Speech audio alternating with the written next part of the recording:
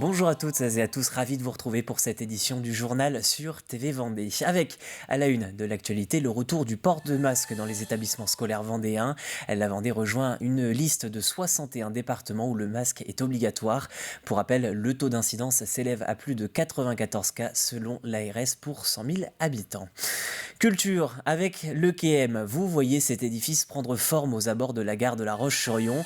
Le KM, c'est la future salle de musique actuelle. Elle devrait être remise en printemps prochain avec les premiers spectacles pour le mois de septembre. Grégoire de Châtillon a pu y accéder il y a quelques jours en compagnie de l'architecte des lieux. Donc là, nous arrivons dans ce qu'on appelle la grande salle. C'est une salle de 874 places. Une salle de concert de 874 places, assises et debout, réparties sur 3 niveaux, avec une identité bien marquée. Traditionnellement, les salles de musique actuelles sont des grandes boîtes noires, complètement absorbantes, avec beaucoup d'absorbants acoustiques au mur. Et nous, l'idée, c'est qu'on lui donne finalement, de par les couleurs, les matières, les formes, une personnalité, une identité à elle, et qu'elle soit reconnaissable finalement de par les selfies, les images, les transmissions, les groupes qui y jouent. Et ça, c'était nous une intention architecturale qui a été retenue. Davantage de bois, moins de béton. En plus d'une autre salle d'une capacité de 200 places, le KM, future salle de musique actuelle de La Roche-sur-Yon, abritera sur 2500 mètres carrés plusieurs salles de répétition et d'enregistrement, 2 bars, des bureaux, des loges d'artistes autour d'un parc urbain.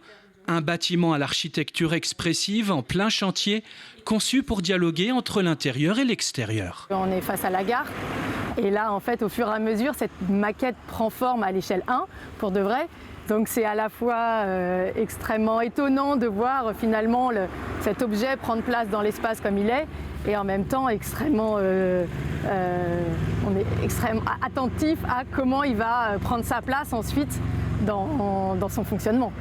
La grande fresque qui orne l'arrière du KM est l'œuvre de l'artiste Malte Martin, comme une vibration, une onde qui envahit tout le bâtiment. Livré au printemps 2022, le KM pourrait accueillir ses premiers concerts en septembre prochain. Lundi prochain, le 8 novembre, les candidatures pour la 11e édition des Trophées à venir ouvrent. Le concours a pour objectif de récompenser la création ou la reprise d'entreprises. Vous avez jusqu'au 10 janvier pour vous faire connaître.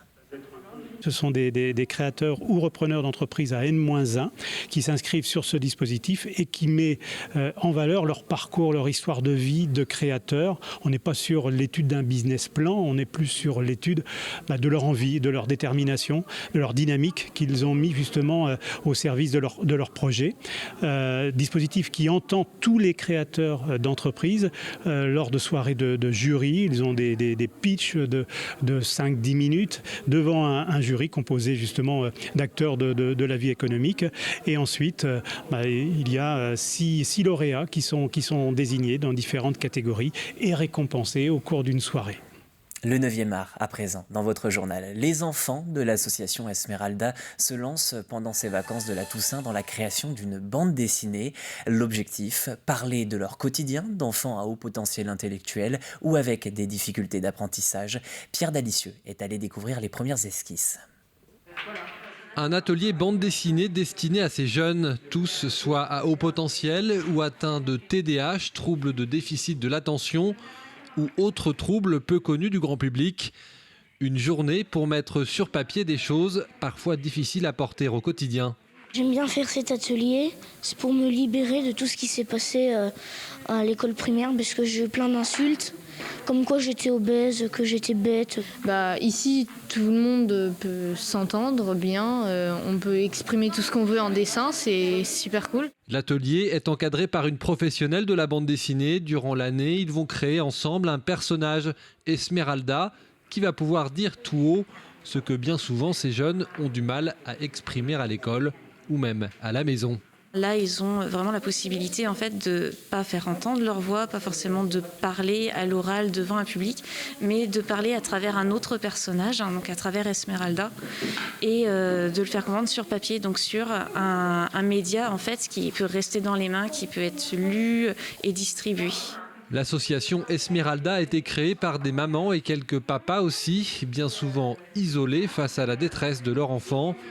Aujourd'hui, c'est ensemble qu'ils peuvent avancer et trouver des solutions. On se sent énormément seul et il y a surtout le regard des autres parents, des autres familles et aussi des enseignantes des fois qui peuvent être lourds. Et c'est parce que ce sont des troubles qui sont mal connus, donc on n'en veut à personne, ni aux enseignants, ni aux autres parents. Nous, on est juste là pour mettre la lumière sur la particularité de nos enfants et leur expliquer en fait aux gens pourquoi ils ont telle et telle réaction, pourquoi ils réagissent comme ça et expliquer ce qu'est au quotidien, ce que sont au quotidien ces troubles-là. Une bande dessinée sera éditée et imprimée à la fin de l'année. À l'intérieur, plusieurs histoires, toutes aussi singulières que ces jeunes autour de cette table. Et au Poiré-sur-Vie, fini les billes noires de caoutchouc sur le synthétique. La commune vient d'inaugurer 2 nouveaux terrains, un pour 8 joueurs, un pour 11 joueurs. C'est une première française et européenne puisque ces écrins sont réalisés par l'entreprise vendéenne Sporting Sol et sont construits à base de noyaux d'olive et de bouteilles d'eau broyées.